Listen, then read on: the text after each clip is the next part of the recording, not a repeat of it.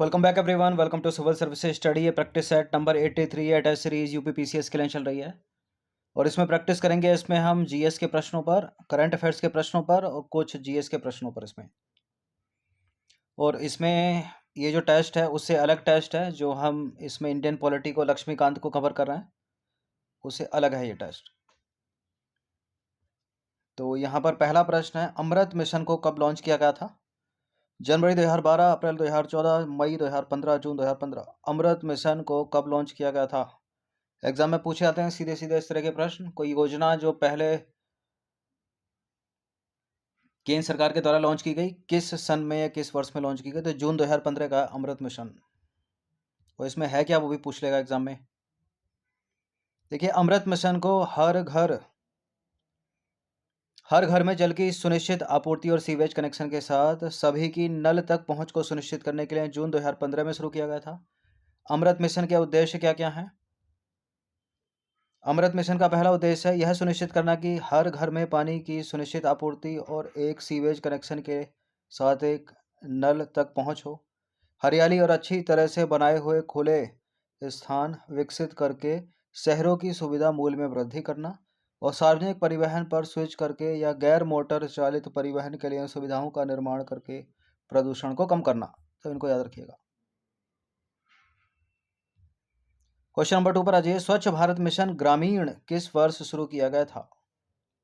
ये दो हैं, स्वच्छ भारत मिशन शहरी और ग्रामीण, और ये शुरू किया गया था वर्ष 2014 में। इन सभी टेस्ट की आप फुल टेस्ट सीरीज प्राप्त कर सकते हैं, नंबर इस पर कॉल या व्हाट्सएप करके। तो इसे जल शक्ति मंत्रालय द्वारा सार्वभौमिक स्वच्छता कवरेज प्राप्त करने के प्रयासों में तेजी लाने और स्वच्छता पर ध्यान केंद्रित करने के लिए लॉन्च किया गया था। इस मिशन को एक राष्ट्रव्यापी अभियान या जन आंदोलन के रूप में लागू किया गया था, जिसका उद्देश्य ग्रामीण क्षेत्रों में खुले में शौच यानी ओडीएफ को समाप्त करना था। ओपन डेफिकेशन फ्री, खुले में शौच मुक्त। क्वेश्चन नंबर 3 पर आ जाइए। प्रधानमंत्री आवास योजना का मुख्य उद्देश्य क्या है? इसमें आवास आ रहा है तो शौचालय निर्माण के लिए परिवारों को वित्तीय सहायता प्रदान करना, शहरी क्षेत्रों में खुले में शौच को खत्म करना, शहरी गरीबों के लिए किफ़ायती घर बनाना, ग्रामीण भारत में सीवेज प्रणाली में सुधार करना। क्या हो सकता है इसमें? पढ़ के ही लग रहा है कि इसमें सी ही होगा। ठीक है, शहरी गरीबों के लिए किफ़ायती घर बनाना। तो प्रधानमंत्री आवास योजना एक सरकारी पहल है जिसका लक्ष्य है वर्ष 2024 तक 2 करोड़ यानी 2 मिलियन घर बनाना और शहरी गरीबों को किफ़ायती घर उपलब्ध कराना। इस योजना के दो बुनियादी घटक, प्रधानमंत्री आवास योजना शहरी, प्रधानमंत्री आवास योजना ग्रामीण। नंबर 4 पर आ जाइए। पॉलिटी का प्रश्न है, कानूनी संदर्भ में विचाराधीन शब्द का क्या अर्थ है? क्या है विचाराधीन शब्द का अर्थ? न्यायालय के फैसले के खिलाफ अपील करने की प्रक्रिया या एक कानूनी नियम जो न्यायालय की कार्यवाही पर खुली टिप्पणी की अनुमति देता है। एक लैटिन शब्द जो न्यायालय के अंतिम निर्णय का उल्लेख करता है। एक कानूनी सिद्धांत जो चल रहे न्यायालय के मामले के विषय में सार्वजनिक चर्चा पर रोक लगाता है। लैटिन शब्द तो है एक, लेकिन सबसे अच्छा उत्तर होगा ए। एक कानूनी सिद्धांत जो चल रहे न्यायालय के मामलों के विषय में सार्वजनिक चर्चा पर रोक लगाता है। तो विचाराधीन एक लैटिन शब्द है जिसका अर्थ है निर्णय के अधीन या न्यायालय द्वारा विचाराधीन। कानूनी संदर्भों में यह एक ऐसे मामले को संदर्भित करता है जो वर्तमान में न्यायालय के समक्ष लंबित है और इसलिए सार्वजनिक चर्चा या टिप्पणी हेतु उपलब्ध नहीं है। तो एक करेक्ट है इसका आंसर।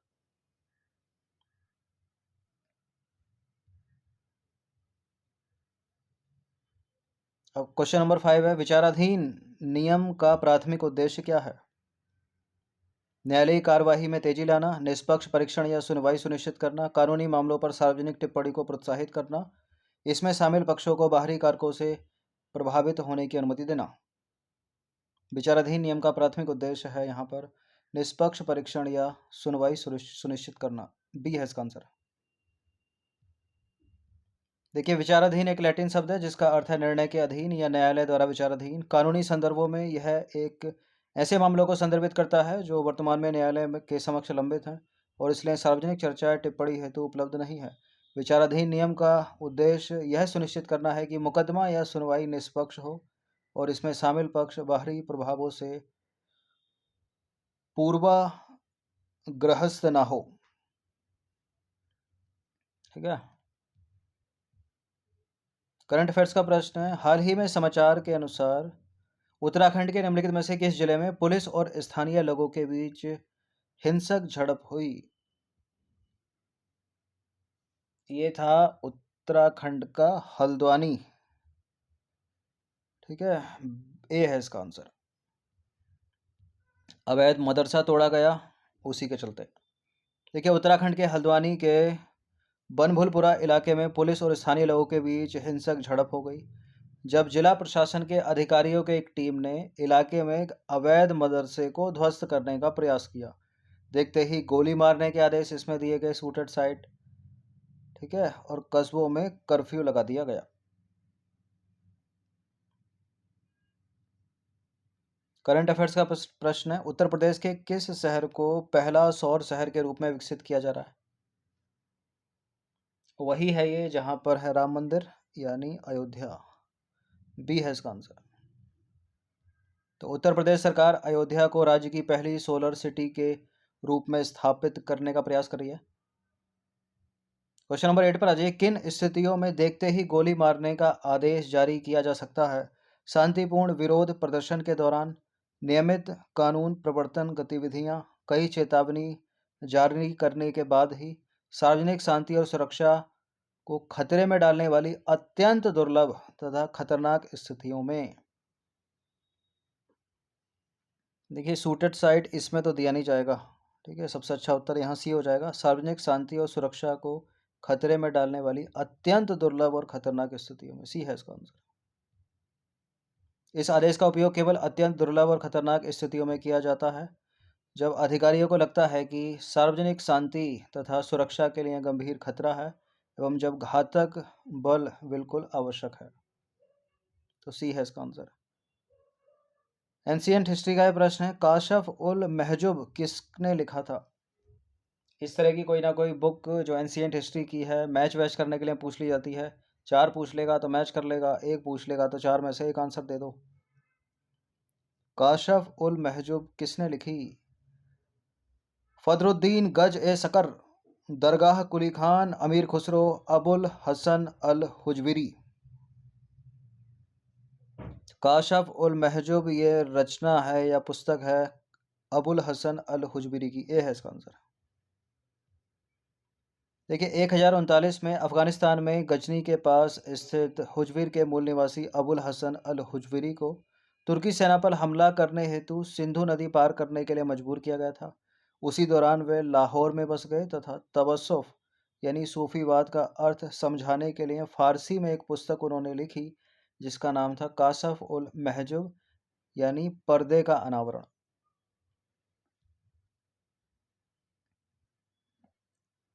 भारतीय सर्वेक्षण विभाग यानी सर्वे ऑफ इंडिया का मुख्यालय कहाँ पर है? दिल्ली, शिमला, चंडीगढ़, देहरादून। वही है जहाँ पर है FRI यानी फॉरेस्ट रिसर्च इंस्टीट्यूट, वही है भारतीय सर्वेक्षण विभाग। तो भारतीय सर्वेक्षण विभाग भारत सरकार का सबसे प्राचीन वैज्ञानिक विभाग है। इसका गठन देश की आज़ादी से भी पहला 1767 में हुआ था और इसका मुख्यालय हेडक्वार्टर है देहरादून में, उत्तराखंड के। सुलभ सूत्र के संदर्भ में निम्नलिखित में से कौन सा कथन सही है? सुलभ सूत्र प्रैक्टिस सेट में आपने पहले भी देखा होगा। सुलभ सूत्र का संबंध है यज्ञ से। इसमें राजसूय यज्ञ के विषय में विधि विधान का वर्णन है या इसमें यज्ञ वेदी के निर्माण के लिए विभिन्न मापन का विधान है? कानूनी व्यवस्था का वर्णन बी हटा दीजिए। गुप्त काल के विभिन्न शासकों की प्रशस्ति। या तो ए है इसका आंसर या डी है इसका आंसर। क्या है इसका आंसर? इसका आंसर है डी। इसमें यज्ञ वेदी के निर्माण के लिए विभिन्न मापन का विधान है। देखिए, सुलभ सूत्र से ही भारत में ज्यामिति और गणित का अध्ययन प्रारंभ होता है। इसके रचयिता भी याद रखिएगा, इंपॉर्टेंट है, बोधायन थे। इसमें यज्ञ वेदी के निर्माण के लिए विभिन्न मापन का विधान है, तो डी करेक्ट।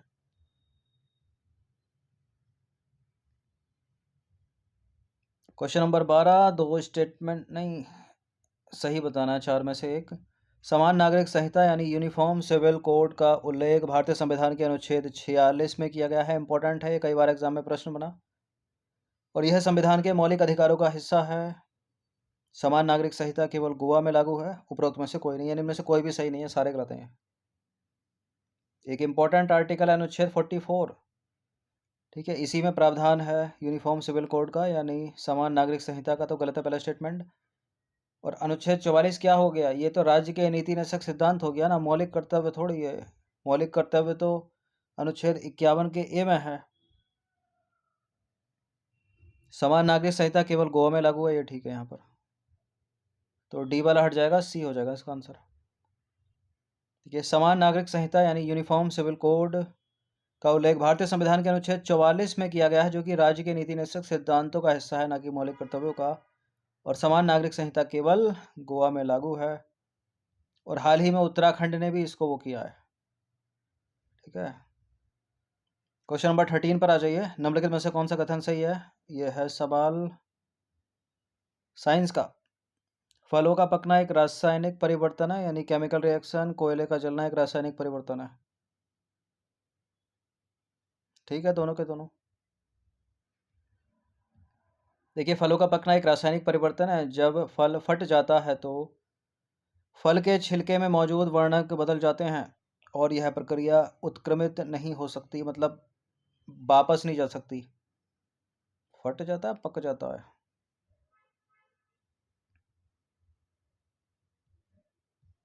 कोयले का जलना एक रासायनिक परिवर्तन है। जब कोयला जलता है तो कोयले में मौजूद जो कार्बन है, कार्बन डाइऑक्साइड गैस में परिवर्तित हो जाता है। कोयले का जलना एक अपरिवर्तनीय प्रक्रिया है। जल गया तो जल गया, वापस थोड़ी हो जाएगा, राख बन गया वो तो। नंबर 14, बायोगैस का प्रमुख घटक पूछ रहा है। प्रमुख, carbon dioxide, hydrogen, nitrogen, methane.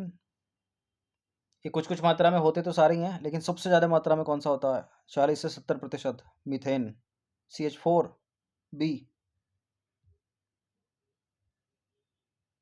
50 से 75 है। देखिए, बायोगैस का प्रमुख घटक है मीथेन, यानी CH4, जो आमतौर पर इसकी संरचना का लगभग 50 से 75% बनाता है। इसकी किसकी संरचना का? बायोगैस का। बायोगैस के अन्य घटकों में कार्बन डाइऑक्साइड भी होता है, इसमें जलवाष्प भी होता है, और अन्य गैसों की थोड़ी मात्रा होती है, जैसे कि हाइड्रोजन, नाइट्रोजन, ऑक्सीजन भी इसमें। क्वेश्चन नंबर 15 है गैल्वेनीकरण, इंग्लिश में बोलते हैं इसको गैल्वेनाइजिंग। एक ऐसी प्रक्रिया है जिसमें लोहे को जंग से बचाने के लिए उस पर एक सुरक्षात्मक डैश कोटिंग लगाई जाती है। किसकी? स्टील या लोहे को जंग से बचाने के लिए उस पर कोटिंग लगाई जाती है। किसकी लगाई जाती है? चांदी की, तांबे की, जस्ते की, या निकल की? बहुत पूछा गया प्रश्न कॉम्पिटिटिव एग्जाम में, स्कूल में पढ़ा होगा आपने ये तो। जिंक की। तो गैल्वेनीकरण स्टील या लोहे पर जस्ते की परत लगाने की प्रक्रिया है। ऐसा स्टील और लोहे को जंग से बचाने के लिए किया जाता है। गैल्वेनीकरण की सबसे सामान्य विधि है हॉट डिप गैल्वेनीकरण। इस विधि में क्या होता है? स्टील या लोहे के भागों को पिघले हुए गर्म जस्ते में स्नान कराया जाता है, उसमें डुबोया जाता है। साइंस का प्रश्न एक और, संगमरमर का रासायनिक नाम क्या है? Magnesium oxide, sodium hydroxide, calcium hydroxide, calcium carbonate. Important प्रश्न है। संगमरमर का रासायनिक नाम है कैल्शियम कार्बोनेट, डी है इसका आंसर। देखिए, कैल्शियम कार्बोनेट, जिसे अक्सर CaCO3 के रूप में जाना जाता है, पृथ्वी ग्रह के लगभग हर हिस्से में पाया जाता है। ये पाया जा सकता है, और पृथ्वी की परत के 4% से अधिक के लिए जिम्मेदार है। चाक, चूना पत्थर और संगमरमर ये प्रकृति में उनके सबसे प्रचलित रूप है। उनके किनके? इसके।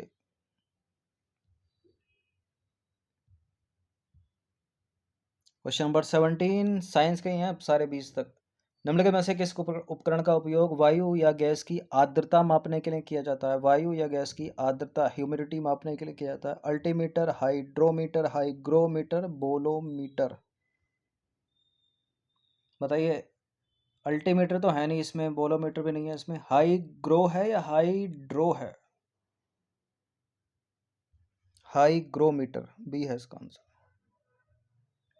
तो हाइग्रोमीटर यह एक उपकरण है जिसका उपयोग वायुमंडल, मिट्टी या सीमित स्थानों में आर्द्रता यानी ह्यूमिडिटी और जल वाष्प की मात्रा को मापने के लिए किया जाता है। जो बोलोमीटर है वो क्या है? इसका उपयोग आमतौर पर इंफ्रारेड खगोल विज्ञान में किया जाता है। हाइड्रोमीटर क्या है? हाइड्रोमीटर यानी तरल के घनत्व और पानी के घनत्व का मापन इससे होता है, यानी यह तरल पदार्थों के विशिष्ट गुरुत्व को मापने के लिए उपयोग किए जाने वाला एक उपकरण है, यानी उनके सापेक्ष घनत्व को। अल्टीमीटर यहाँ पर इंपॉर्टेंट है। अल्टीमीटर का उपयोग जो है किसी निश्चित स्तर से ऊपर किसी वस्तु की ऊंचाई मापने के लिए किया जाता है। ठीक है, वास्तविक ऊंचाई, वास्तविक ऊंचाई जो है औसत समुद्र तल से ऊपर की ऊंचाई है। अल्टीमीटर का उपयोग आमतौर पर विमान, लंबी पैदल यात्रा और पर्वतारोहण में किया जाता है। क्वेश्चन नंबर 18 पर आज 18 प्रश्न है। वायु के वेग को डैश द्वारा मापा जाता है, इसका नाम क्या है? Barometer, hygrometer, thermometer, anemometer. वायु का वेग एनीमोमीटर है ये। ठीक है, डी है इसका आंसर। तो एनीमोमीटर वायुमंडल में, पवन सुरंगों में और अन्य गैस प्रवाह अनुप्रयोगों में वायु प्रवाह की चाल को मापने के लिए एक यंत्र है। क्वेश्चन नंबर 19 पर आ जाइए। विद्युत धारा को किसके द्वारा मापा जाता है? Voltmeter, anemometer, lactometer, ammeter.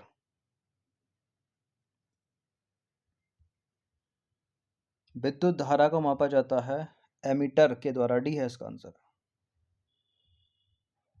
तो एम्पियर में दिष्ट या प्रत्यावर्ती विद्युत धारा को मापने के लिए एक एमीटर उपकरण है।